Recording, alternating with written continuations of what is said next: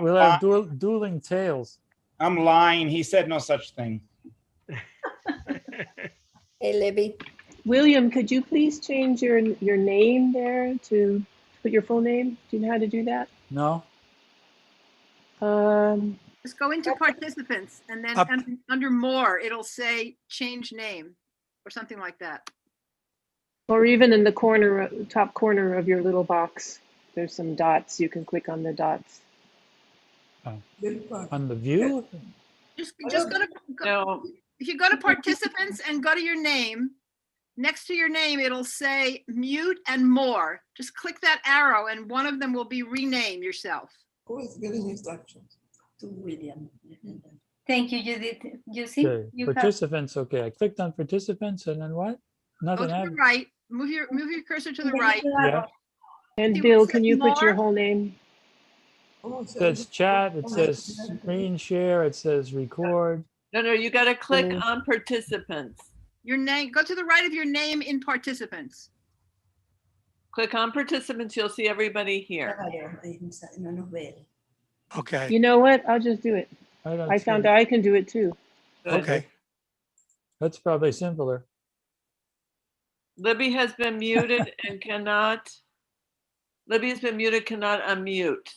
That's Okay, hold on. Yes, I Hold can on. see the finger. She sent that SOS. Just a minute, Libby. How come I don't see her? Donde dice participate. Right back. Here it says Do you like my whole participants name? 16. 16. That's good, thank you. Wait a minute, I'm looking to help Libby. Where's Libby? I can't even De see la her. Santísima, ¿qué? There she is. Concepción, de la Santísima Concepción.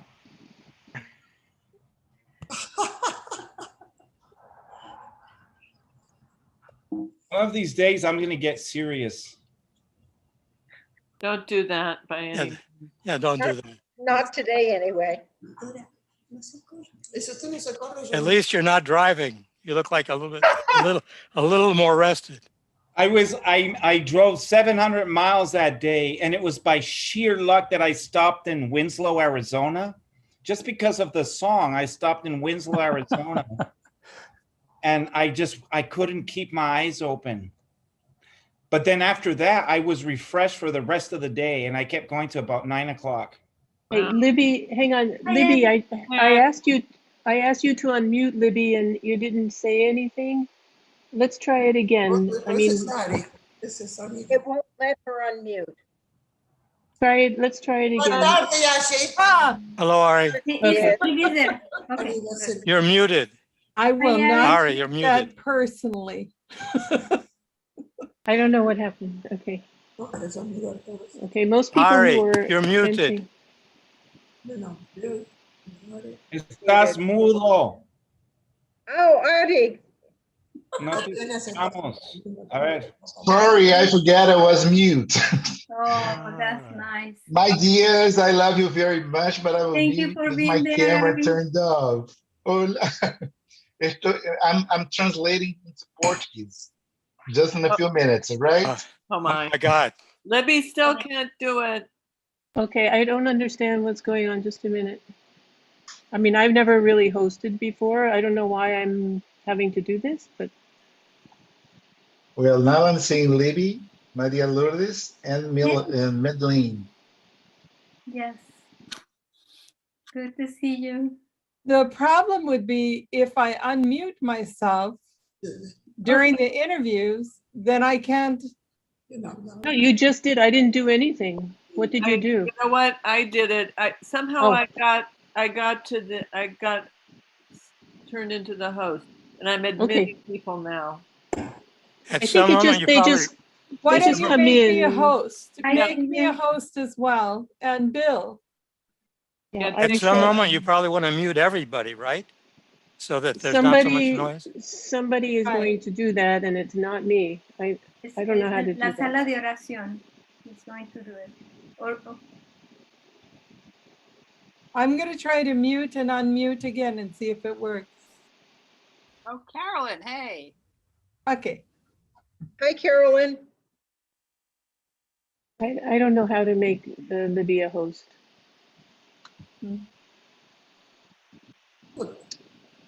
Pero que no.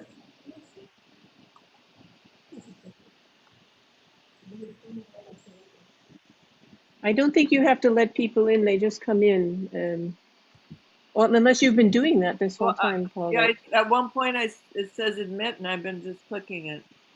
Yeah, you have to. I let was them in. wondering why But I they don't- come in. All right, I really don't understand him. It didn't used to be that way. I'm No. not sure you have to. Why am I? Maybe not, but I'm doing it just in case. When you set it up, it'll give you the option to have a waiting room or not. And if you say no waiting room, then you don't have to admit them. Yeah, well, we didn't set it up, so Well, We you just don't have- have to be I admitted to can join. click. Okay, oh, now Madeline is a co-host.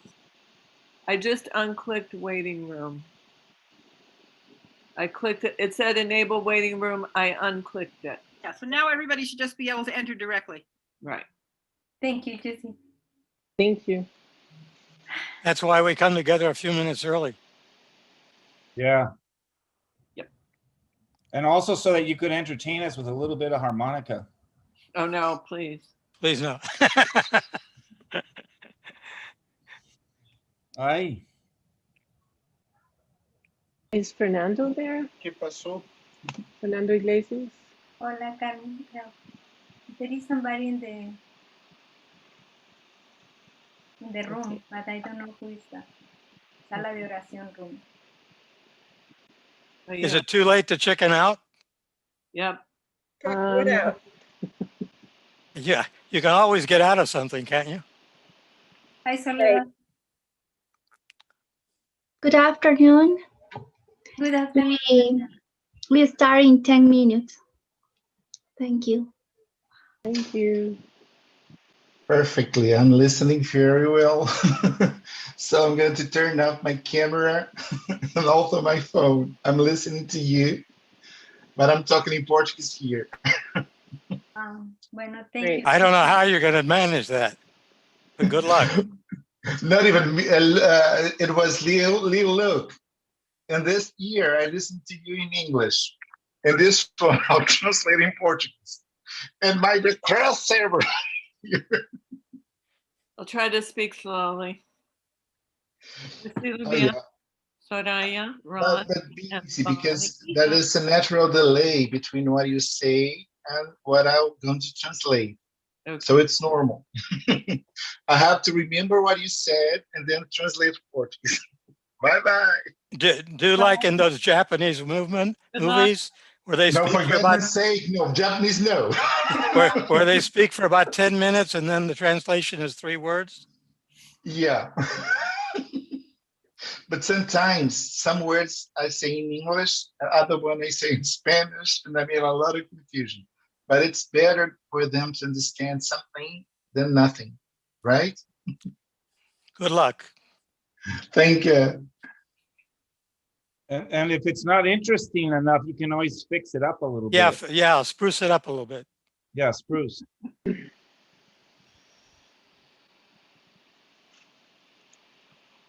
Oh, Frederica. Bob.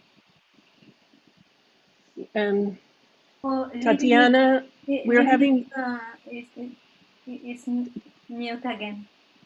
Tatiana, tenemos problemas con Libby. No se puede hablar, no se puede unmute. Sí, Andrés ya lo está haciendo. Okay, gracias. Thank you. Sergio and Deborah, hi.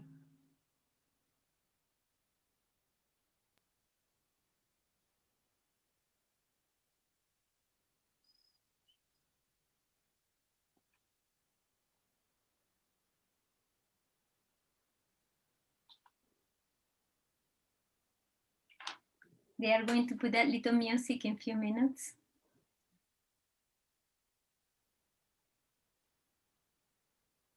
So how many people do you see at a time? You can only see one of several screens, right? You can move back and forth.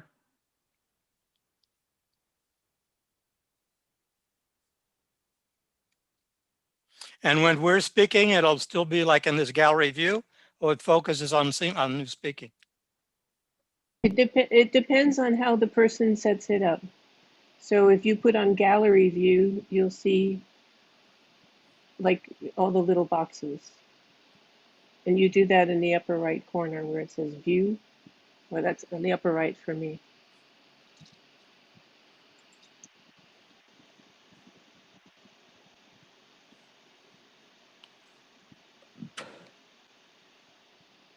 If you put speaker view, it has just the people who are going to be speaking.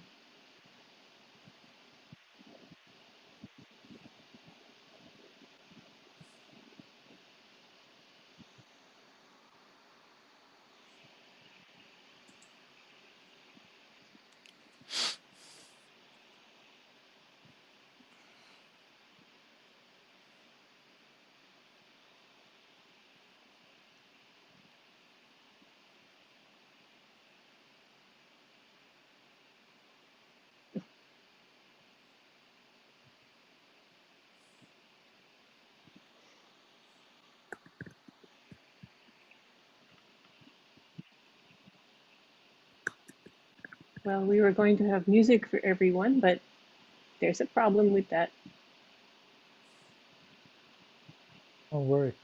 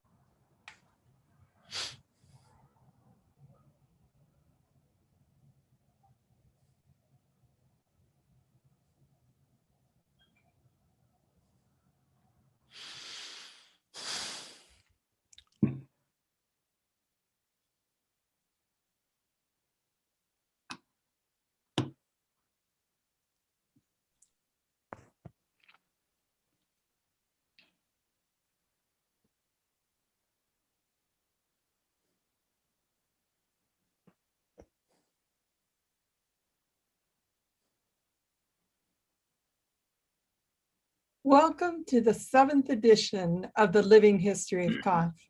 I am Libby Kerr, and along with Bill Poner, your host for today. The focus of today's interview is the journey to Cafh of 4 community members from Yorktown Heights and Tivoli, New York. Welcome everyone, and thank you for being here today. It's great to see you all. Before we begin, I would like to go over a few points that will allow you to ask questions and give feedback. First, the Zoom chat offers interaction in real time. Your questions, comments, and greetings in the chat will be forwarded to the interviewees. Anything not addressed in the allotted hour and 15 minutes will be responded to after the interview. Please take a moment after the interview to click on the feedback link in the chat area. Your feedback helps guide future episodes of the Living History of Cafh and is much appreciated. The Living History of Cafh interview series is the work of volunteer members from around the world. The idea sprang from a 2019 interview of Alicia Brogna and Ahenia Medawar. With this interview, there was the realization that many of these personal journeys needed to be shared not to duplicate the journey, but to show the diversity of individual responses to life. Through these interviews, we see ourselves. We connect to the search of the soul for answers, and we grow as we expand the possibilities. Today, we are interviewing Madeline Barry and Paulette Sink from the community of Yorktown Heights, New York, and William Dailey and Leonard Ross from the community of Tivoli in New York. The interviewers today are Lourdes Delgado from Yorktown Heights and Lung Chunkali from New York City.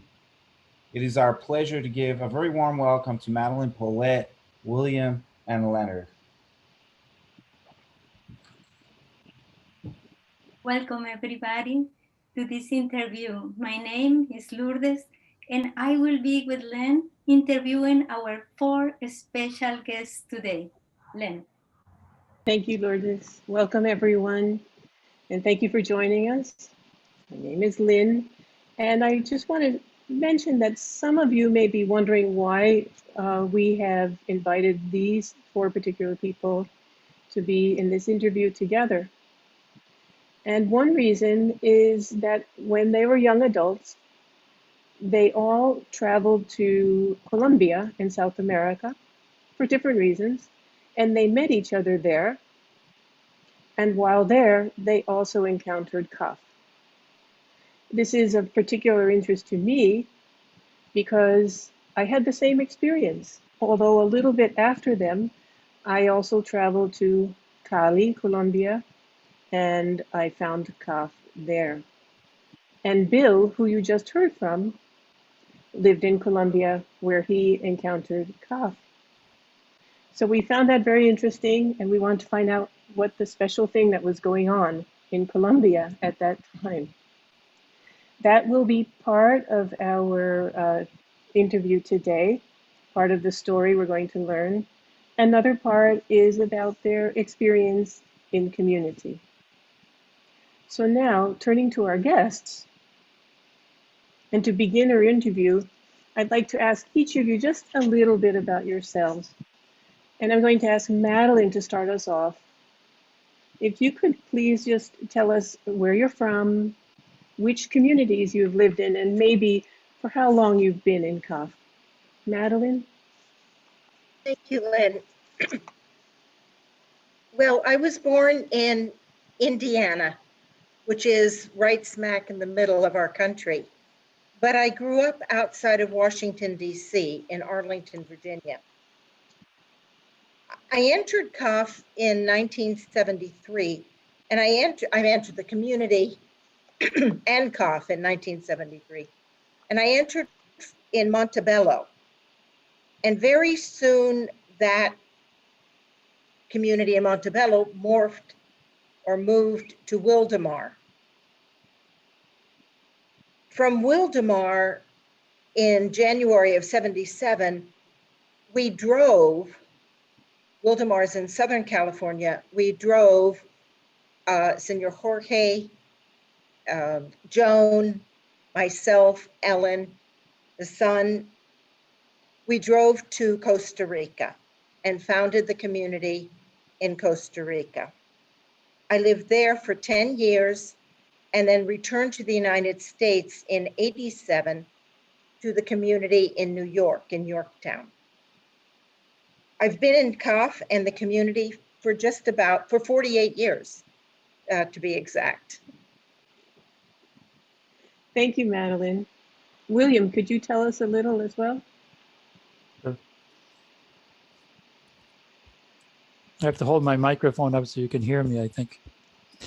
I was born in Massachusetts, a little bit south of Boston.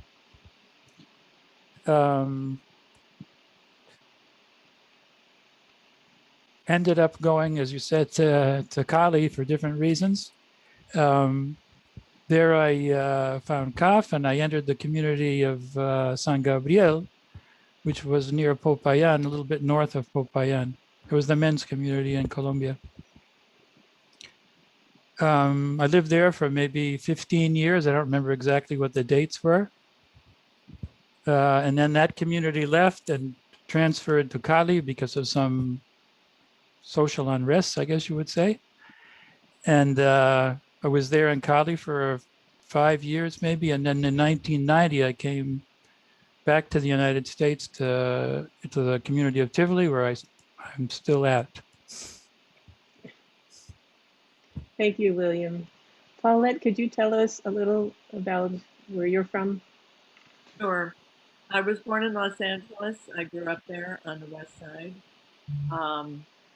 And I, as you know, I entered Cafh in Cali, and I actually entered the day before Madeline went to the community. I knew Madeline through Cafh. So I took her place in the table there in the sponsored maidens. And then I went to the community. That was in February, the end of February in 1973. And I went to the community in September of that same year. It was the community of Montebello at that time. There had been already founded a community in Wildemar. It was founded by men, but the sons left. I don't know why, but they left. So the Montebello daughters took care of that community. It was about, I guess it's a couple of hours south of Los Angeles where we were. And so some daughters moved at some point, I think in 1974. Most of the daughters moved from Montebello to Wildemar, and some of us stayed in Montebello until it closed in 1976, just before they were going to go to Costa Rica. So I went to Wildemar in 1976, and then in 1979, I was one of the daughters who founded the community in Yorktown, New York, and I've been there ever since. So I've been in Cafh and the community about 48 years. Thank you, Paulette.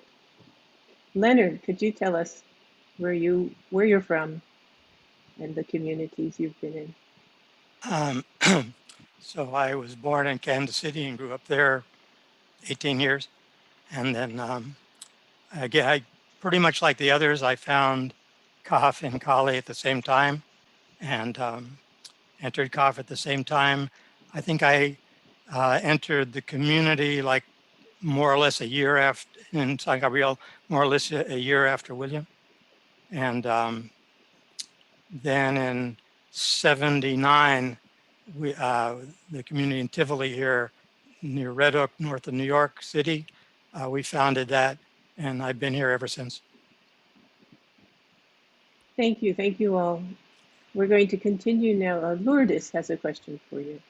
Yes, I noticed that each of you arrived to Colombia in the early 1970s for different reasons. Paulette, can you tell us a little bit about what brought you to Colombia? What was your spiritual search, if any? And what were you doing? Well, I was just trying to escape the very bitter cold of Montana, the Rocky Mountains, It was going to be winter there. It starts snowing there around September. So the idea was just to go to a warm place. And a friend and I traveled together to visit somebody that my friend knew who was had been in the Peace Corps. My friend had been in the Peace Corps too, but it was a different years, different situation.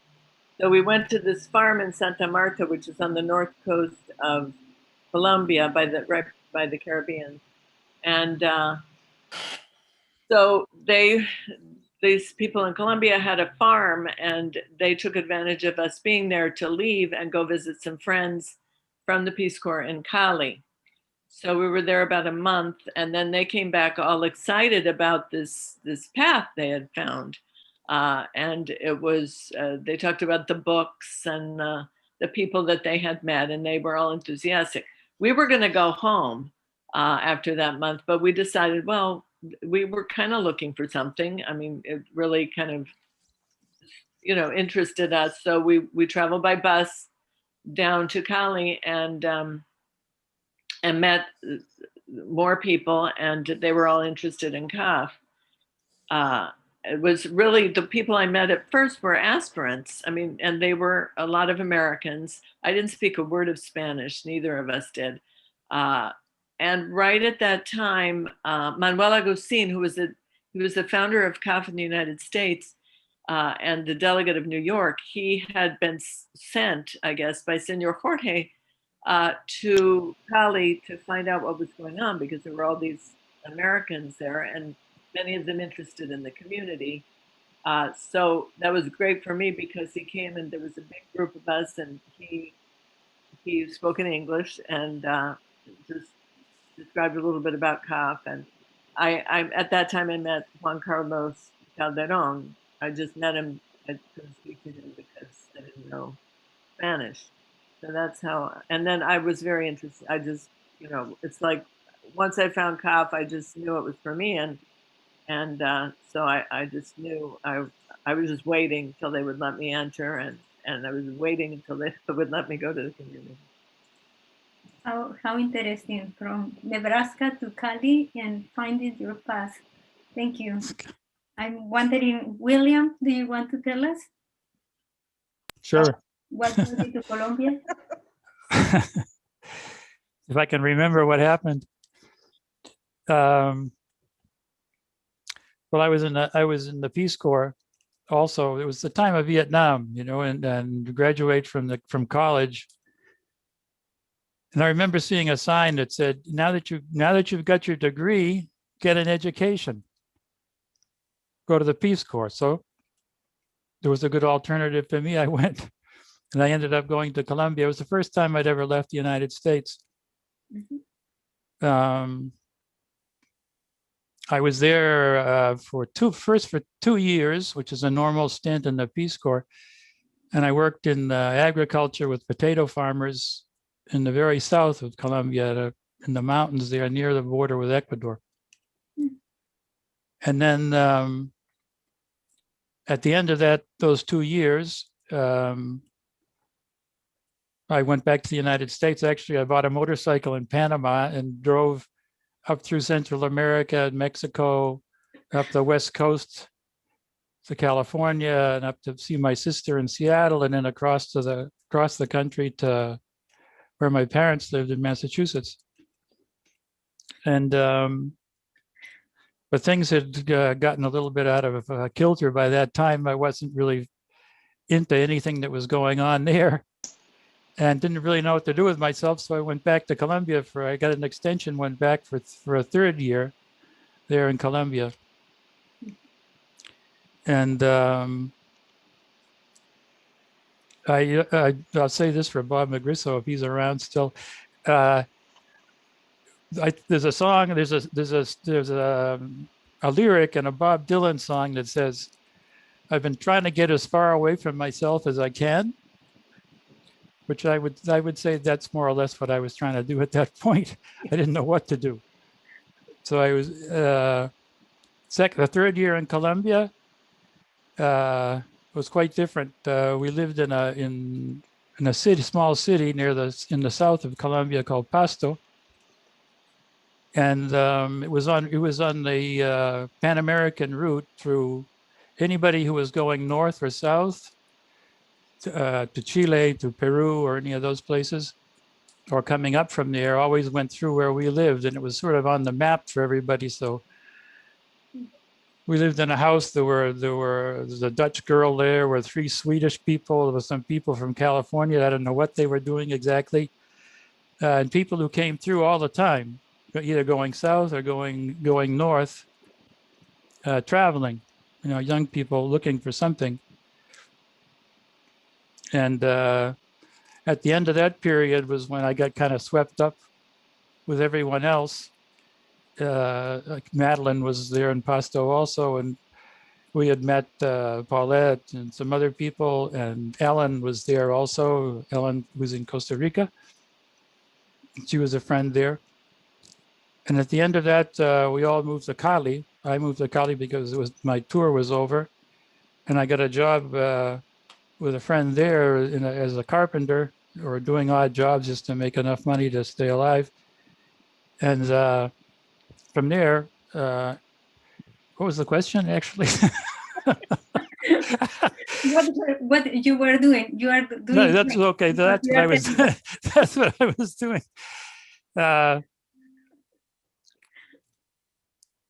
So it was. Yeah, I guess that's the end of that. That's the answer to that question. Mm-hmm. Thank you. Sure. Very, very nice. Madeline, do you want to tell us something? William, you didn't tell about meeting Calderon and Cafh and all that. Yeah. I thought that was the next question. Yeah. Okay. Yeah. So do it here. I can do it here. Okay. Yeah. So there, I wasn't looking for any spiritual path, and actually, I was trying to avoid it at all costs. I had been brought up in a non-religious type situation, and I was really turned off by all the spiritualistic stuff. So when people started talking to me, saying, "Whoa, we found this," I didn't want to hear anything about it. But with the contact with all the people, the friends there was a wonderful guy, a couple of wonderful people. One of them was an architect there in Cali who spoke English and who was very gregarious, very outgoing, very great person. He ended up actually going to the community there in Cali, but he was sort of the nexus for everybody who came there to meet Calderon, who was the delegate of Cafh there in Cali. And one of the things I remember is when I met Calderon, I was very skeptical, and I still am a little bit. What I thought was, this guy knows what I want to know. Somehow that's what I felt, that he knew what I wanted to know. And that sort of opened up the thing for me. And I didn't join Cafh really. I don't know why. He didn't want to let me into the table. I didn't want to really get into the table, to tell you the truth. And so in the end, I was working there. He knew me. I was talking to Antonio Gonzalez, who is a wonderful person. This guy is generosity himself. I heard in the practice we did that he's still alive. Wonderful guy. I talked to him for a long time about what life was about and all that. And so one day, another fellow that was there working in the hospital for Tulane University was Michael Danziger. He had gotten a pickup truck to be able to get all of his stuff out there to San Gabriel, because he was joining the community also. So somebody called me, I don't know who it was, Calderon or who, and said, "Look, if you want to go, Michael's going, get your stuff and go." So I got my stuff and I threw it in the back of the pickup truck, and we both went there. I don't know, I don't remember for sure if they knew I was coming or not. Jose Maria can probably tell us. I think they know Michael was coming, but they were surprised that I was coming, and I sort of crashed it a little bit there. And should I go talk more about that, or that was kind of what I did in Cali? The rest of it was in the community. Yes, but thank you. It's so interesting to see how you get that right, and you say yes because you know that could be for you. Thank you, William. Sure. I am wondering, Madeline, do you want to tell us what brought you to Colombia? Sure. It's interesting how different our journeys are or were. In order to tell the story, I need to go back a bit. Growing up, I always felt kind of on the fringe of things. I never quite identified with what everybody else was doing. And the one thing, though, I grew up in Catholic schools, and I was very attracted to the idea of the consecrated life. In fact, ever since I can remember, I told everybody I wanted to be a nun. And for many years, I searched, I investigated, I looked, I even visited some different convents, but nothing seemed right. I didn't resonate with anything. So I gave up. And I was aware that there was this, like, I guess the best way to describe it would be this emptiness, that I had this emptiness inside, this yearning for something. I mean, now we have different vocabulary words. We can call it maybe yearning for happiness or for fulfillment. I don't know. But I would look around and everybody was trying to put different things into it. Travel, experiences, studies, all kinds of things, but nothing really fit. So I went off to college, and well, that's a whole other story. But anyway, I was really bored. And I remember walking through the science building. And I was at the University of Virginia at that time. This is like, what, 69, 70? Virginia was so advanced. They had the men on one campus and the women on another. So I was wandering the halls, kind of like, what am I going to do? Nothing seems worth it. And I saw on the bulletin board, there was a little postcards. Again, the same thing that William said. Got your degree? Come get an education. Join the Peace Corps. There's this new program. So I said, let me send it in. So I sent it in, and I actually got an answer. And I kept sending the forms back. And the next thing I knew, I was accepted to a Peace Corps college degree program. It was for sophomores and juniors, science and math majors. Get Peace Corps training. We'll give you a year of college. Come. And I thought to myself, great. At the very least, I'm going to meet interesting people. At the very least, and maybe I can do something worthwhile with my life instead of what I'm doing right now. And after a lot of serendipitous experiences, I ended up in Colombia. I was in Pasto, and as William explained, it was sort of the center on the Pan American Highway, everybody coming through. And I finished the 2 years and went, what am I going to do now? And it was interesting because I remembered that one of the professors that I knew in college very casually said, oh, I've done absolutely everything there is to do. I did this experience and that experience and the other experience. And I remember thinking to myself, well, you aren't very happy. So for what good was it?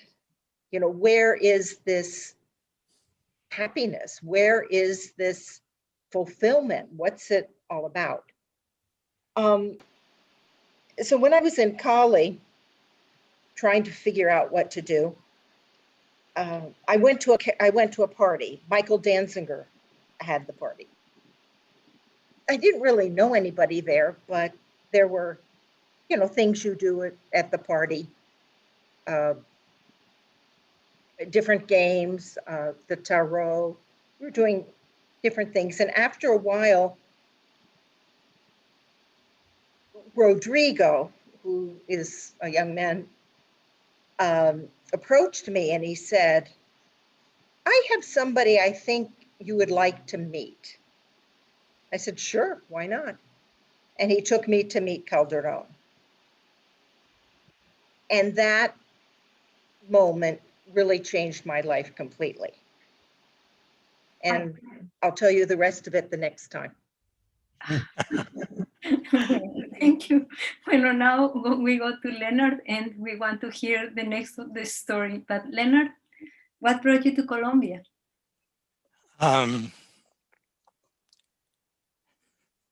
This is a story it's almost impossible to tell.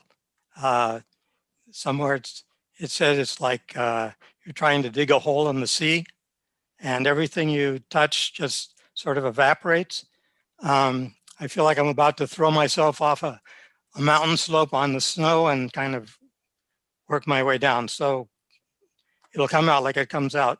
I'm trying to squeeze an awful lot into a small space, and the spin on the narrative just gets, I don't think I can say it twice the same way. So like Madeline said, I'll go back some. I'm in Kansas City. I got bar mitzvahed. I got really sick. I was in the hospital, almost died. Went to a music camp, and then we're singing. We were in among the things we were doing, I wasn't a singer, but we were in a chorus, and we sang some words, the splendor of the morn and the radiance of noon. Well, you say, well, so what? But for whatever reason, I had been potentialized inside, and that was like a little catalyst to just set off an explosion in me. And I just went nuts. And afterwards, I considered myself an agnostic. I was trying to understand many things. So skip forward several years. I leave Kansas City. I go to California to school.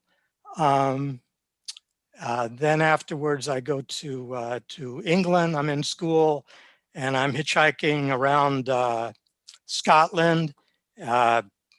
Some tremendous storm in Scotland, out all night. I go through France and Spain into Morocco. In a bazaar in Morocco,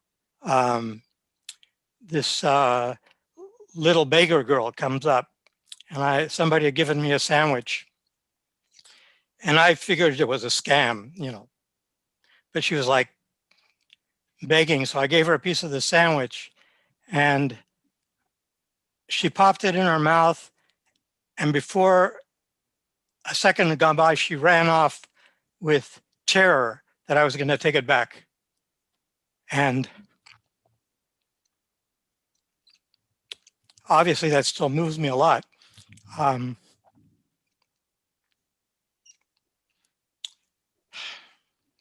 would have done anything. So I came back to the United States, and like William said, I think there was like a tremendous culture shock, like somebody had hit me in the solar plexus. And I was last year in school, and it was Vietnam, and I was being drafted, and I didn't know what to do. Part of me wanted to actually go, because I'd been interested in that for a long time, and part of me imagined that I couldn't voluntarily put myself in that situation where I would be obligated to do certain things. And I'd been studying that stuff. I was interested in politics, international relations very deeply. Anyway, so I wasn't a part of any Jehovah's Witness or any kind of a group that would recognize me as a conscientious objector. But finally, I just said, look, I'm objecting conscientiously, so the definition has to include me. And that was the end of it. And I settled that in my mind. And I was able to eventually get that. But meanwhile, I think things somehow, I don't know whether the human mind tries to find patterns in things. Sometimes there's a pattern of a low and a high, or things that come together. Yeah. At one moment, this intensity, the stress and everything, incredible amount of frustration, and I burst like a dam, and I was sobbing. But the thing is, it wasn't just a personal sobbing. It was like I was experiencing images of people and sorrow all over the world. It was that human suffering that was touching me very deeply. Later, I don't remember the sequence, I was studying paradigms and philosophy of history and structure of scientific revolutions, I don't know what, and I suddenly had an insight, and that insight served like initiated a chain reaction. I had an experience, and I can't explain that to this moment. It was like just transported me. And after, I didn't know what it was, but afterwards I found that I knew words like rapture and ecstasy and mysticism, but I didn't know them. Really, they weren't part of my everyday vocabulary. And that fundamentally shifted me, like the magnetism of what I was doing. And so anyway, I went to, and I'm squeezing all sorts of things. I hitchhiked, hiked across the country. I got to conscious objector. I ended up working in the emergency ward in Boston City Hospital. I was living nearby on my own in a sort of a poor section, trying to figure things out. Many things happened, and somehow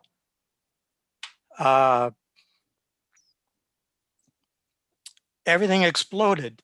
It was a concatenation of events that came together that kind of moved me out of that situation. And I had to find my destiny, find how to live. I couldn't not respond. And somehow I must have been very convincing, because even the draft board accepted that it sounds mad, but that's what he's going to do. And so I took off, and you say, well, how in the world do you do that? How do you find a teaching, a master? How do you find the path? I didn't know.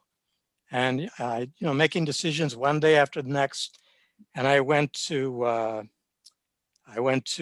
big anti-war demonstration in Washington. I went to Cape Cod. I was sleeping on the beach. I went to Maine. I went up into Canada. I crossed Canada. I came back down. I don't know, I crisscrossed the country 2-3 times, hiking, experiences. I was tremendously restless and with a wanderlust. I couldn't be anywhere for more than a few days, few weeks at the maximum. Also, I got very sick. I was working it through. Somebody told me, hey, why don't you go to sea? I didn't know what to do with myself. So, okay. So he said, go get yourself down to Mazatlan in Mexico, get on a boat, go to sea. So, okay, I figured I get on a boat, I'd work myself where? To Europe, to Africa, to Asia, where? To Israel, to Tibet. I didn't know, somewhere. So I did get to Mazatlan. I went to Puerto Vallarta. All my things were stolen. Anyway, I did get on a boat. Somebody was going to Spain. I figured I'd get somewhere. But we got in a tremendous storm off the Gulf of Tehuantepec. I got off in Costa Rica. I'm sorry to be so long-winded. I'm squeezing this stuff really quick. It's really like a roller coaster ride. I mean, I can't remember exactly what happened when. It was such a kaleidoscope of spinning stuff. I crossed in Costa Rica, to San Jose, later to Puerto Limon. They told me I had something to do with finding the property that they yet later found in Costa Rica for the community, but I never got that straight. I met different people. Most of the time I was staying away from Americans. I was just trying to be with the people in the country I was in. I got to work my way down to Panama, and again, looking for a boat, couldn't find one. So I met some people, and they had somehow hooked up with some smugglers that were going to cross through the Darien jungle between Central America and South America. So I went with them, and I, crossed through the jungle, the Colombia. I had, a small backpack and a machete and long hair and a beard, and I was wearing mariner's pants, which all full of different patches. I thought it was like a Sufi or something like that. And the guy at the immigration there put me down as an adventurer or a yogi. I don't remember, or both. So somehow we got down to, we were crossing through the river Atrato in a small boat. All these small people, completely different ethnicities and faces, black, white, in between. And it was on top of South America, and there was lightning and a storm over here and the sunset over here and what do they call it? The golden hour light over here and off the waves and everything. It was just an incredible moment. I just kept spinning around looking at this beauty. So I worked my way down. I got to Medellin. I said, well, I'll try to learn some Spanish since I'm here. I didn't want to be there, but I said, okay, maybe I'll meet a Don Juan, or I had images of El Topo or something. And so I worked my way down, learned Spanish, worked my way down and around and up into Brazil, learned Portuguese, and then across to Africa or somewhere. I'll get somewhere.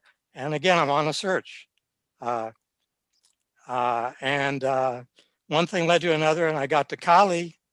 I was in Bogota, and Medellin, and Manizales, and I got to in Manizales. There was a moment where I was with somebody, and we were looking into each other's eyes, and it was like this other person was looking back at me, my eyes looking back at me out of his face. And then that started happening with other people. I was like, wow, what's going on here? Anyway, I got to Cali and I met somehow Michael Danziger and Rodrigo, and I slept on their floor. I think Gene Langdon was there. We talked and we argued and talked and argued. And at the end, Michael said, I want you to meet somebody. I said, well, okay. And that was Calderon. And so I met Calderon, and we talked and we argued and talked and argued. And I could hardly speak. I spoke a little bit of French, very little Spanish. Michael figured this guy is a complete loser, stubborn. He's never going to get it. Calderon asked me, so you want me to kill you mystically? I said, yes. I was afraid. He was afraid. I was afraid, but I said, yeah, because he understood somehow. He understood that's what I was looking for. And he said, and he knew that I was getting ready to split anyway, because I hadn't stayed anywhere for more than a few weeks in a couple of years. This was like I was running downfield in a football thing and somebody tackled me. Wow. Okay, so he said, run, Leonardo, run for 1,000 years, run for 10,000 lives. I have my hook in you. I won't let you go. So it wasn't so simple, but finally something in me recognized, which is the amazing thing, recognized and decided in a way that I myself didn't. And after a while, I kind of had to acknowledge that decision had already been made in me by me, some other part of me. And that's the short, sweet story. Thank you. It's incredible how all that traveling and that you were in the right place there just to do what it needed. So thank you, Leonard, for all your description. Len? Yes, thank you. Now I'm going to ask each of you, and this time I'll start with William. If you could describe how Cafh touched you at that moment in your lives when you encountered it. And I know this is hindsight, reaching back into your memories. But if you can remember, what could you tell us about that experience? Maybe it was some of your first experience in the community, or the people you encountered there, which you've already told us a little bit, or the experiences you had finding out about Cafh and how it spoke to you. We can elaborate a little more on what you've already told us. So William, could you start us off on that? Yeah, sure.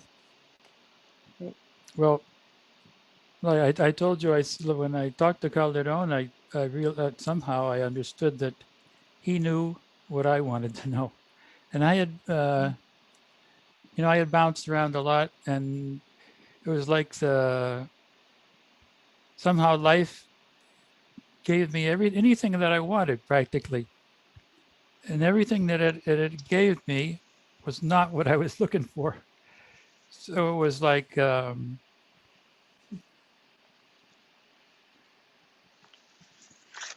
as if like we'd say in the Cafh, the Divine Mother said, okay, try this, okay, try that, try the other, you want to do this, okay, do this.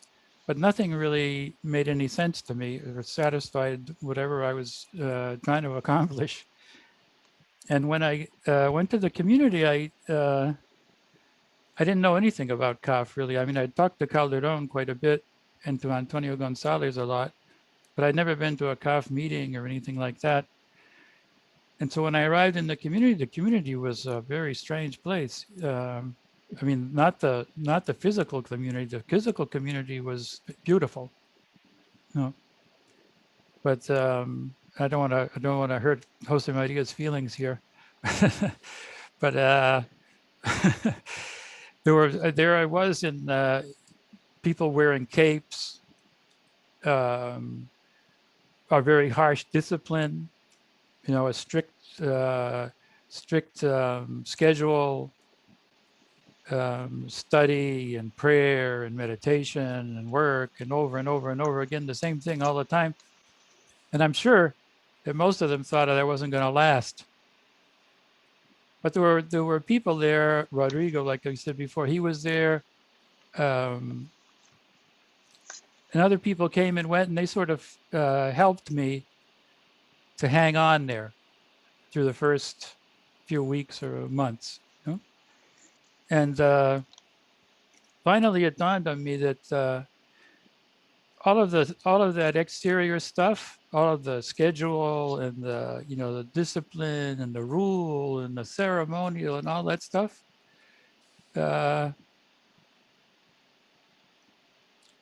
wasn't that important to me. What was important was that everything that happened to me, because of the method and because of the teaching in Cafh and because of the way we lived and how we focused on things, everything that happened to me taught me something. And like I said before, like you're trying for a long time, I was sort of trying to get away as far away from myself as I could, looking everywhere except inside. And then when I went to the community, I was forced to look inside, and I was given the opportunity, to look inside. And that's when I figured that this is it. This is what I was looking for. The strangest thing you could possibly imagine, or I could possibly imagine, and that was it. Because I'd sort of had found the door to myself, to who I was. And that was it. The others will probably tell you the same something along the same lines. It's like, it was something that I understood, but it wasn't just understanding. It wasn't anything it wasn't my mind telling me, yeah, this is it. No, it was something beyond that. That the mind just couldn't reach and touch something like that. It was out there somewhere else, somewhere deeper. And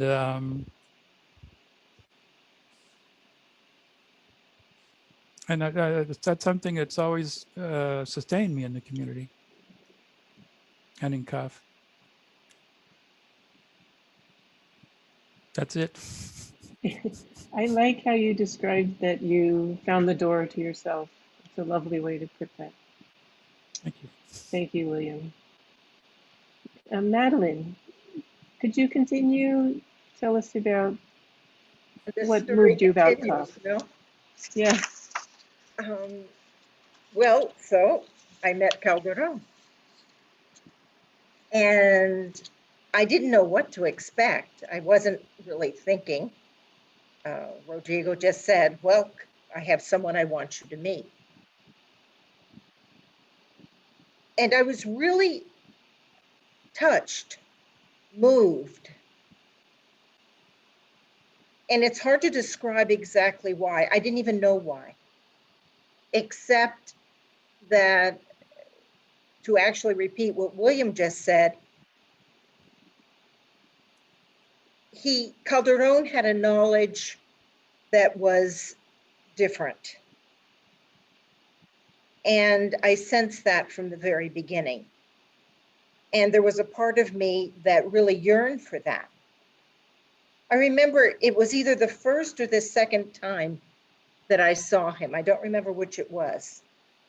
And he had this little room that was a room that he had built onto the house for reunions and spiritual direction. And I remember he was sitting opposite me, or I was sitting opposite him. And he says, well, in Cafh, you can give your time, you can give your energy, or you can give your whole life. What do you want to do? And it was then that I knew this is for life. Now, don't ask me how I knew it or why I knew it, because I could never tell you, but I knew this is my life. And I just kind of looked at him and I pointed and at the table where he had gestured life. And I remember thinking, Cafh is something serious. This is a serious path. Now, you remember this is the time of the hippies, the communes, the, riding around and the hitchhiking and the psychedelic drugs and all of those things. There were so many possible experiences and experiments and group living situations. None of that had really attracted me. But when Calderon said there was an invitation, I knew. Well, very shortly thereafter, he called and said, well, there's somebody I want you to meet. This is Calderon calling. He called or got in contact with me. We didn't have cell phones at the time, so I'm not even sure how he got in contact with me. And so I go again to this same room, and I go in. There is a person there, kind of tall, very stoic, almost severe, laconic, not too many words. And I didn't really know how to make conversation. I was just like, what next? And he says to me, well, for you, what is renouncement? I kind of looked at him and I said, well, renouncement is leaving this and not doing that. And if you like it, you give it up, and a whole long list of things. And then I stopped and I said, well, I just gave you a long list of things. I've said a lot of things, but in truth, I don't know what renouncement is. And he turned and he said, after 20 years on the path, I don't know what it is either. This was Senor Eduardo. It was the first time I met him. Senor Eduardo is, I would say, a Cafh legend. I had no idea why I was meeting with him. In retrospect, I think he was checking me out. Is it for real? Is there somebody who's really interested in going to the community? And at that time, I didn't even know I was interested in going to the community. Calderon told me, he said, why don't you write a letter to the director of Cafh? Explaining to him what you want to do. I said, okay. So with my Spanish, I wrote a letter, but I didn't really know. I didn't know anything about Cafh. I just sensed, I had that knowing without knowing that this was serious, that this was important, that this was my path. And I wrote in this short letter, I said, well, I am willing and ready to either go to the community that I had just heard about, or to do whatever else you think I should do. In other words, it's up to you. He was the director of Cafh, let him decide. And the next thing I know, it must have been not more than a week later, I was called again to meet somebody. And it was actually Senor Jorge this time, who asked me, he said, well, you can go to the community and okay, you can go to the community here in Cali, or you can go to California. And I said, well, I don't know, you decide. I'm here to offer my life. You decide where I should go. Then he kind of looks at me very serious-like, says, well, I'm going to send you someplace that's going to be very difficult for you. And he sent me to Montebello, to California. At the moment, I had no idea why he said that. Afterwards, I realized why he said that, but that was hindsight. Also at that time, so I was preparing to go to the community. I had been in Cafh like 2 weeks. And I remember one of my friends was really upset, you know, why are you going to do that? Why are you going to close yourself off somewhere? You don't even know what it's about. You don't even know what they want you to do. And she was really upset.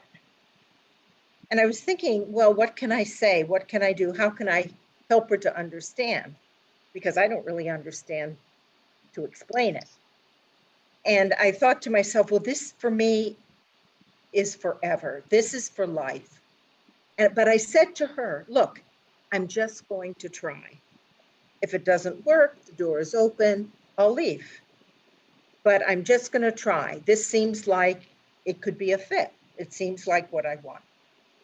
And she was okay with that. But it was very interesting because it was also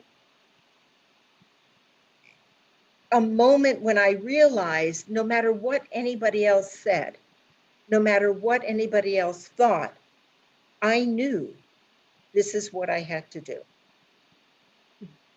I couldn't explain it, I just knew that this was it.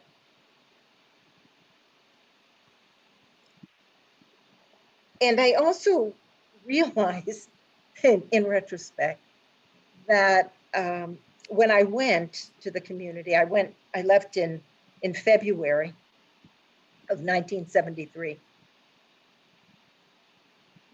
It was also like a great adventure.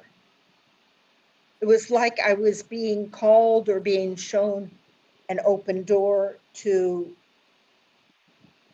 a great mystery, to the unknown. It's like, here, go. You've been prepared your whole life for this. Go. The moment is now. And so I went. Rodrigo drove me to the airport.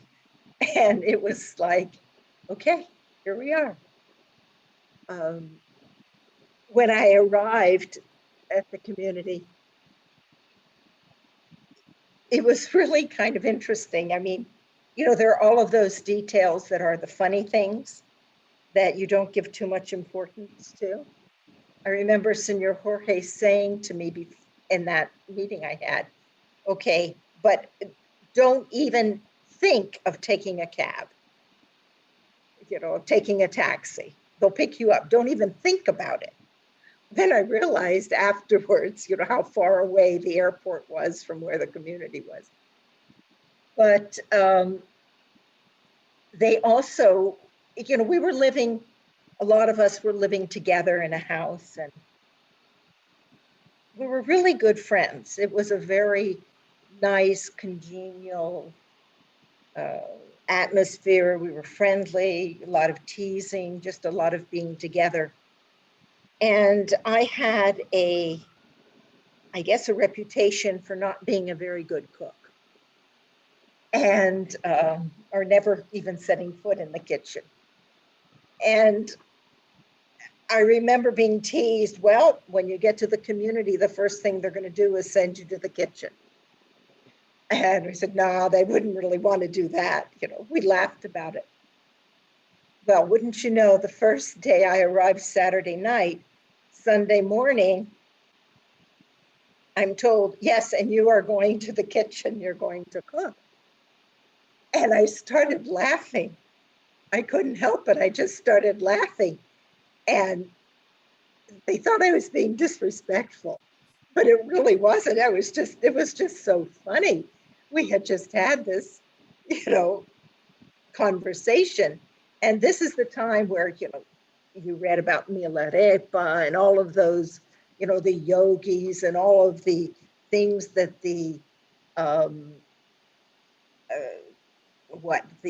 aspirants, the neophytes, the people who aspire to their path, what they went through.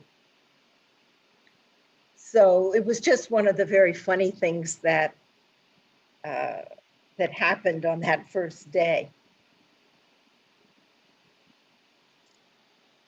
Were there some difficulties?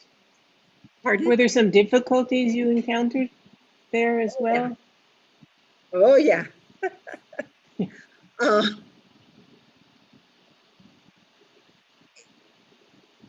It's very, very, I don't even know how to describe it, because it's like entering a world, an unknown world. And I think that, and as already been mentioned, you know, there's a lot of discipline. There's a lot of observance, norms, and everything in community was designed for us, for each one to die to ourselves, to go beyond that personality, to go beyond that external persona that limits me, each of us, that limits to a certain way of thinking and feeling and processing information and understanding. But the process is not an easy process, because that coming face to face with an idea that I may think I really believe that, or a feeling that I really identify with. And that becomes, or can become, a real hurdle. So the part of the process, I think, of adapting to community is learning how to work through those things. To maybe I'll never even understand it, but to put it into a certain perspective and to realize, what is my goal? Why am I here? What is this all about? And in my own particular journey, at some point, I understood in some part of my being that no matter what happened, this was so much more important than anything that I could understand with my mind, or experience, or things I might disagree with. There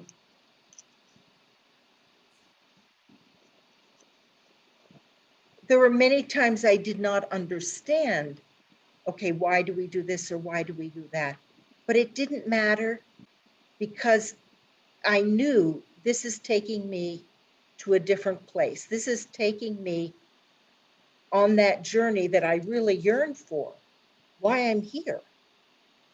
Now, we talked in Cafh about realization and the Divine Mother. I don't know. Those seem to be very big words. And the one thing that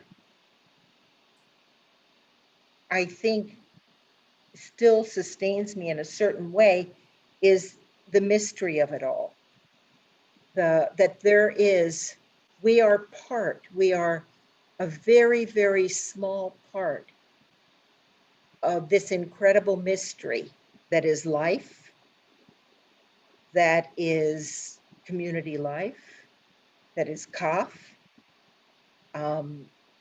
It's something I don't think that I'll ever be able to understand, especially if I try to do it with my mind. Thank you, Madeline. It's very interesting. And I'm hearing a little trend here of an understanding that is very deep and not so explainable. So I was wondering, Leonard, if you could just continue telling us a little more about your first experiences in the community or with the people who were helping you there in Cali. Okay, so I'll echo some of the things that have been said.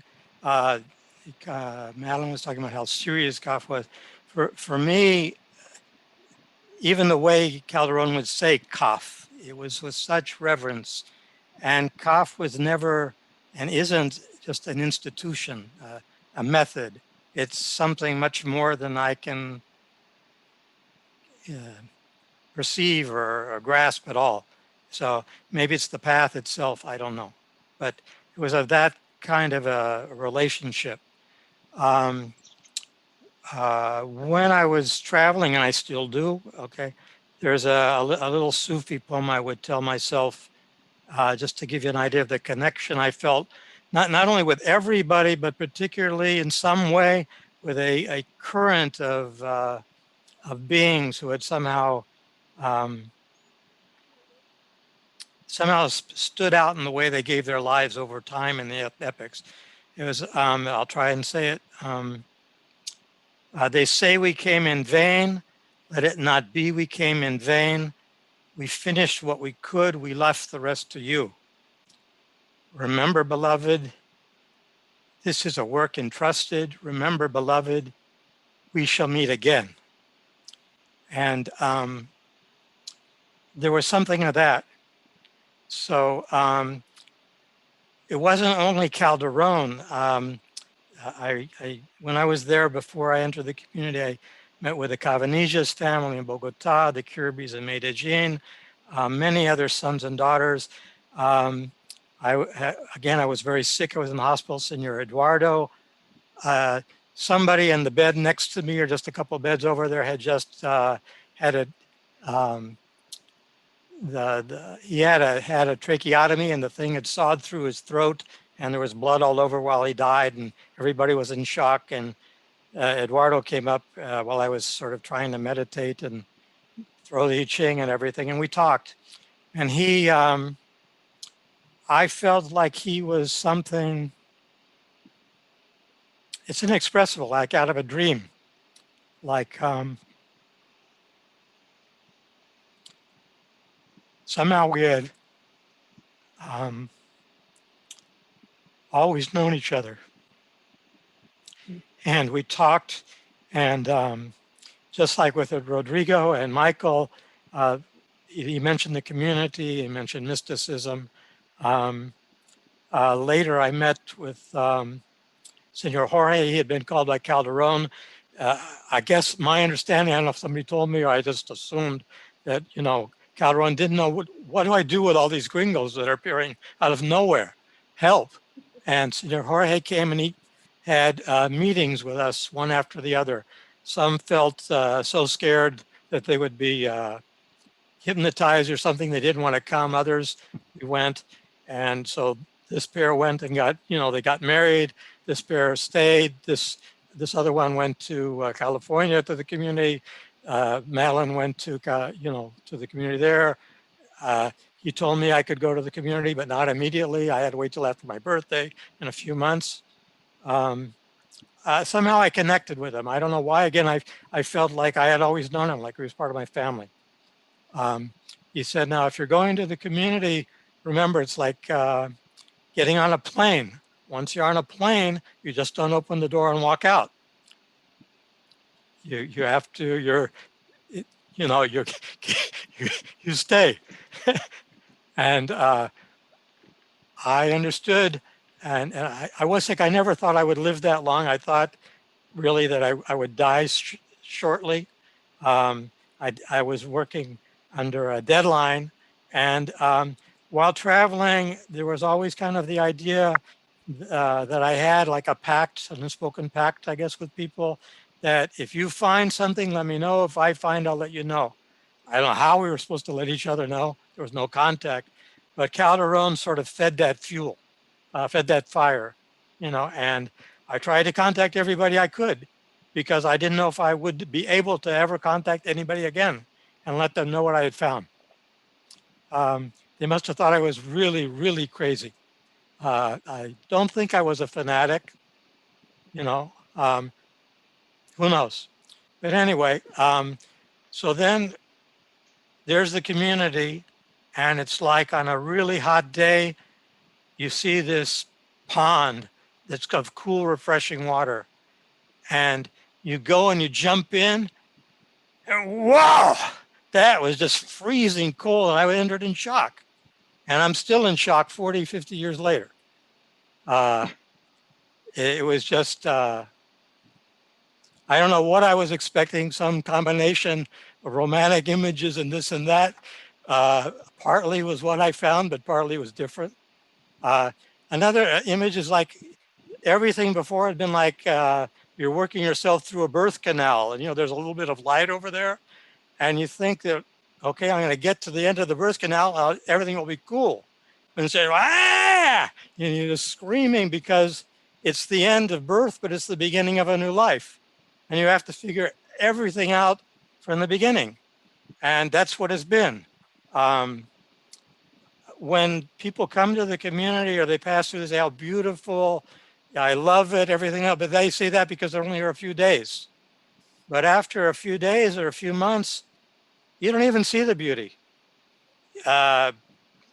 It's just everyday life. And unless somebody awakens to you, I think Suzuki Roshi said, for a mother, having kids is nothing special.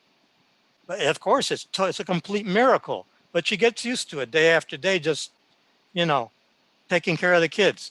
And it's like that. working through every day. And I guess, like Madeline suggested and some of the others, I don't know how I stood it. I don't know how I stand it now.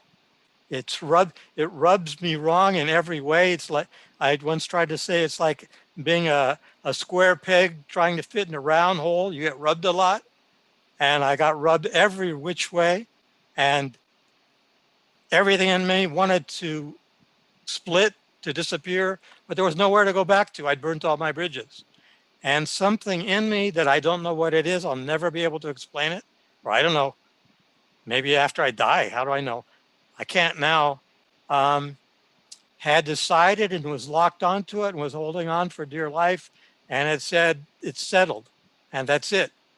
And when I was traveling, I was looking into the eyes of thousands of people, and I just felt I had to respond, and I didn't know how to respond. And I still don't exactly, but being here is how I respond. And if I was to go back on that, I feel I would, that would be the cop-out. I would be betraying people, and I couldn't look them in the eyes anymore. So somehow Thank that's you. kept me going. That's wonderful. Yeah. So many wonderful images you shared. Um, and I just want to continue here so we don't run out of time. Because Paulette, I know we heard from you a little while back, and we want to continue with this question, like how you can describe, if you can remember your experiences in the community or when you encountered Cafh, how that um, how that tied into whatever you were searching for before, and the people maybe, just in general. Sure. I'm going to go back a little bit. When I entered college, I was 18, and I had been kind of sheltered. And so when I got to college, it was 1969. There was a lot going on that I had not been exposed to. And one of the things was there was a great deal of anti-war activism and activism in general. Uh, where I was, they burned the bank and protest of the war, and there was a lot of marches and things, and a lot of the professors were very involved too. So I was, it awakened me to question what was going on in the world and question the establishment and the way things have been done. That idealism of youth. But there was also, at the same time, going on a great deal of interest in Eastern mysticism. Uh, so I remember taking a lot of courses in religious studies, because I was interested personally in that, because I just knew the religion I grew up in, which is Catholicism. So I had those two things in mind, and one of the things I noticed among the people I worked in a child care center. I was in a work study program, and there were adults there. I was a young person, and there were people who had kids, but they were very active in the anti-war movement. But their lives were very, how should we say, they there was a lot of, they didn't seem to have things together. They were very, very committed to a cause, but in their own personal lives, things were messy, and they hadn't resolved them. And just about everybody was like that. So I thought to myself, well, I could recognize that there was this personal work that had to be done, not just a general social work, but individual work. I had to work on myself. So then after after a couple of years, when I found Cafh, I thought, well, I had really been attracted to the idea of renunciation in the Hindu religion, and one of the things I thought was, well, and I had met, I'd been to some temples, and I just did not relate to the Hare Krishna movement personally, as a Westerner. So when I found Cafh and they started talking about renouncement, that really resonated with me. because it was like, oh, I was, you know, I was a Westerner. Here's a Western path that talks about this idea that originated in the. And in a way, I could say that, the idea of renouncement is what has sustained me all these years, because it seems to me like, well, if I have the ideal of renouncement, it reminds me that I don't live for myself, which is an ideal we have in the community, or anybody who's taken a vow of renunciation to themselves. My life isn't mine. I've renounced already. So every difficulty I have, every challenge I have, can be measured against my own ability to renounce. And you know, it takes on, over the 50 years I've been practicing this, it takes on different nuances as time goes by. But it's a very clear-cut idea in a world that's full of confusing things. You know, we see in Cafh, we are a cross-section of humanity. We aren't perfect, things happen. And for me, it's been very disillusioning to see these things. But at the same time, I recognize that this is why we have this ideal. An ideal which I think is way beyond, I think it's far in advance of where the world is, far in advance of where we are, human beings are. And yet we are compelled, I would say, to strive to live it. So, so that's one thing. And, you know, so many of the things that Madeline, William, and Leonard said, I really share with them. One of the things that happened to me is that I am not a mystical person. I'm also not I'm a very suspicious person, and I don't join things. I didn't join things. So it was very unusual for me to want to join this path, which I wanted to do immediately. I didn't understand what they were saying. Everything was written in Spanish. I couldn't understand my own delegate. We couldn't really communicate. When Senor Jorge came, when, you know, when the sons were talking about his visit, he talked to me in English. That was great. So it's a mystery of how I just knew this was for me, how I could connect with it, how I could decide to make such a big step to go to the community. But I knew it was, the community meant you just dedicated your whole life to this. I was in a hurry. I wanted to do this. I wanted to, you know, I wanted to get my life together. And I also wanted to combine it with this idea of thinking that this was something that would help the world. If I could work on my own folding, if I could transform myself, this was one person, of course, only, but it was something that I believe every human being has to do eventually, the work that we're doing. So that's really all I want to say.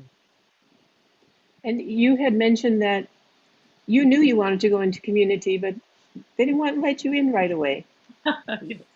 I don't remember exactly when we heard about the community, but yeah, that was what I wanted, was the community. So, so I must have met Senor Jorge in January of 1973, and when I did, I told him I wanted. I hadn't even entered Cafh yet. He met with me, even though I was going to ask for him. He said, "Did you fill out the questionnaire?" And I said, "Yes." He said, "Well, you can enter Cafh." And I said, "But I want to go to the community." And he said, "Well, you know, that's the way." He says, I'm sorry, but you're going to have to wait." And I did have to wait for about 9 months, but they did. I persisted. Also not a great characteristic of mine, but I was sure I wanted to do this. And then finally they said yes. And it really is my place. I mean, it's where I belong. I know it's not perfect. I know it's not easy, as everybody's been saying. I face all the same challenges, but it's really right. It's my vocation, and it's just right. I'm glad you persisted. Thank you. Lourdes? Yes, I have a last question. Yes, something, because there are so many changes now in the world, and what keeps you going? A brief answer, yes, because we are short of time. We are going to ask Leonard first. Well, the short answer is damned if I know, really. Sorry. It's really hard to say. It's hard to know.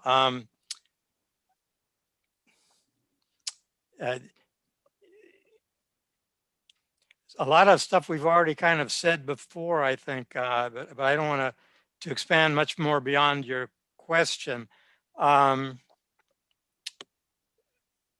Something in me, I don't know what it is or how, and you know, has somehow decided that. I don't know that. Hopefully that lasts the rest of my life, but it's really who could even say, you know. I'll.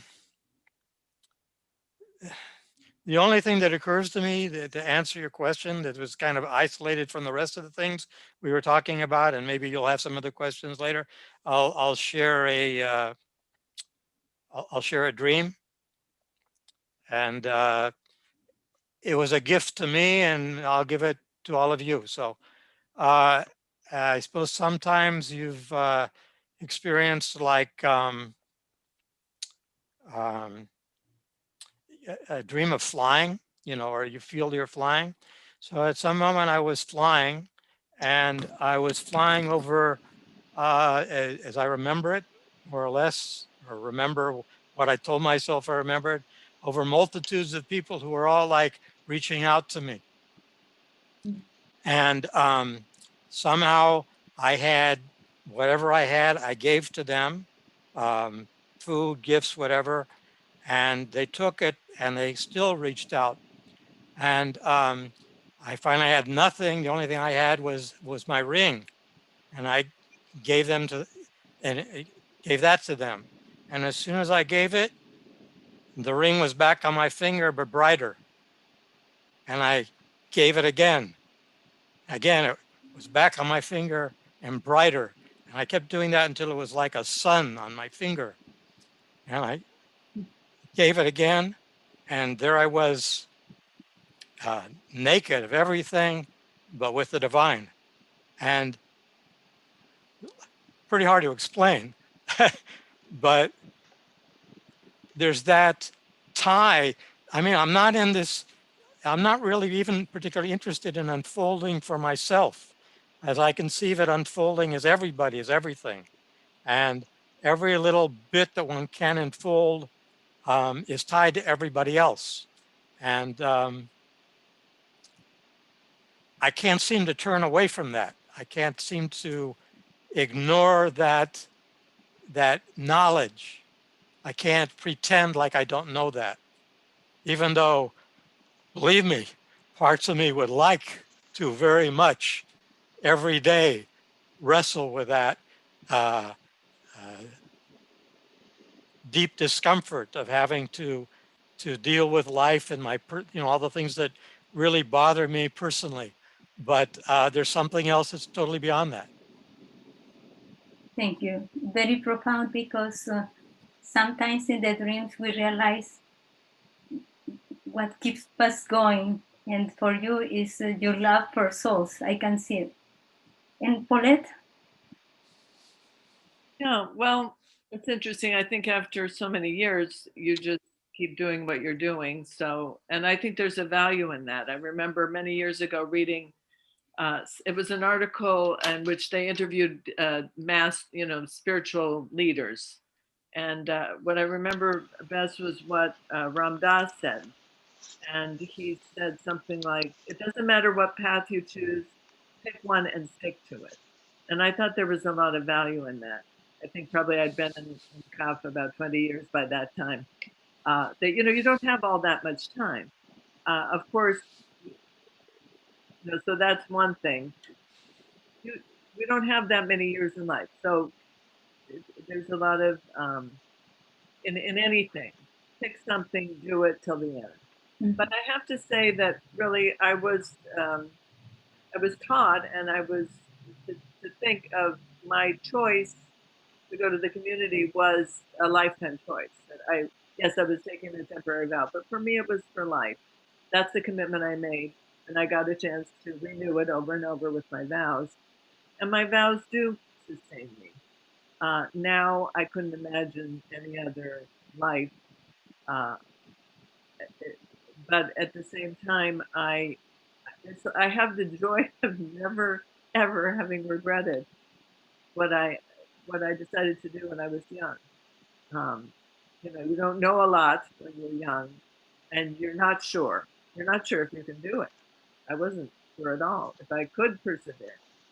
So it's amazing to me, and I think it's not all that common to be completely satisfied with the choice I made and to have the privilege to keep doing it.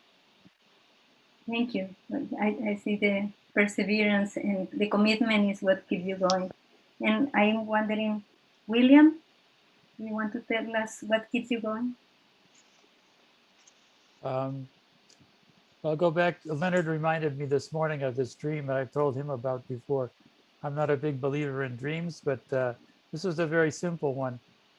And I don't know how many years after starting in the community, I had a dream with the delegate who was Antonio, Senor Antonio, who's now in San Ignacio in Argentina. And in the dream, he told me, you know, everybody lives in community. They just don't realize it. And for me, that's, you know, all the dynamic that happens in the community is the dynamic that happens everywhere. The personal work. And that's something that, you know, it is tied into everybody else. It's not like we live in the community and we do this special thing and, you know, it's not really connected. We're all in this bubble or something. It's really, it's the work of the soul, and it's the work that everybody does or should do or has to do. So it's very connected. There's a, you know, sometimes there's this dichotomy, the community and then the world or whatever, and it's not like that really. So it's a connection with everybody through that. The idea that you have to unfold, you have to work through things, you have to overcome just all the exact same things that everybody else has to do, and you see it through the whole world. So it's not at all removed from just because we live in the community doesn't mean, it actually means we're closer to everybody else in a sense, you know. And that's what makes it meaningful for me. I can see is the participation with all souls. We're doing the inner work. Thank you, William. And Madeline? Thank you. I was just remembering that when I first entered the community, I looked around and I was alone. I was the only seminarian. And I realized I was the first one. I didn't know. And I realized and I thought, wow, it's all on me. It's on me to make it happen. It's not all about me, but it's on me. It was that commitment, that kind of knowing, I need to do this. I need to make it happen. I need to embrace this place of helping create the seminary of community in the United States. And one of the things, I have since come across a quote. It's attributed to Rumi, but it's very simple. It goes like this: the path is yours and yours alone. Others may walk it with you, but no one can walk it for you. So no matter what anybody else does,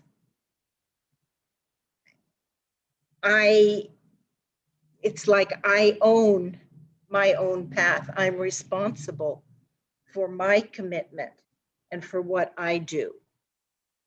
And that is an idea or a thought that I often return to. Thank you. very inspiring. Lynn? Yes.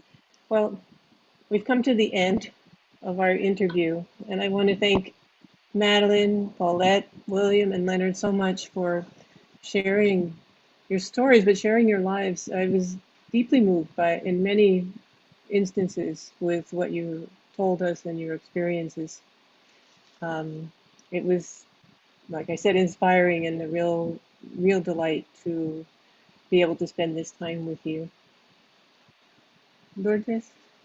Yes, I continue being amazed of how you met all together at the same time, coming from all different places. And it's like for me, it's a whole mystery, coincidence, some will say, just to be in Cali at the right time, at the right moment, and finding so many beautiful souls there that accompany you there, that listen to you, to your heart, that were able to help you to find your place in the world, and especially in community setting.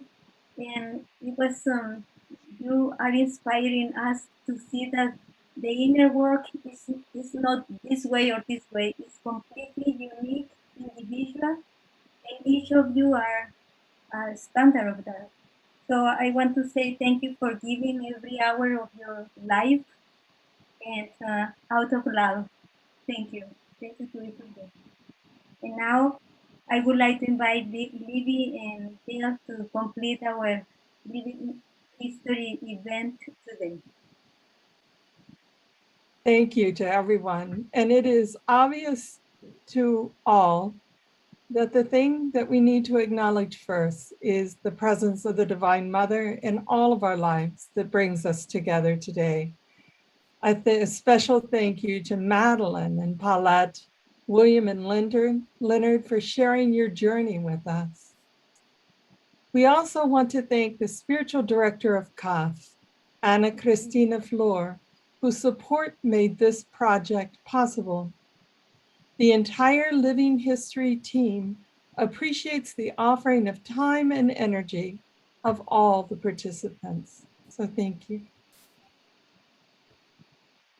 We also thank you for listening to this the interview and for your presence and interest and your participation. And we are asking you to please fill out the evaluation form in the chat area, as this will help us for future episodes. And I myself am looking forward to seeing the YouTube video of this so that I can cry my eyes out and drop the facade of the silent strong type. We will now unmute your microphones. I wasn't supposed to say that. But thank you to all for being there. I think we are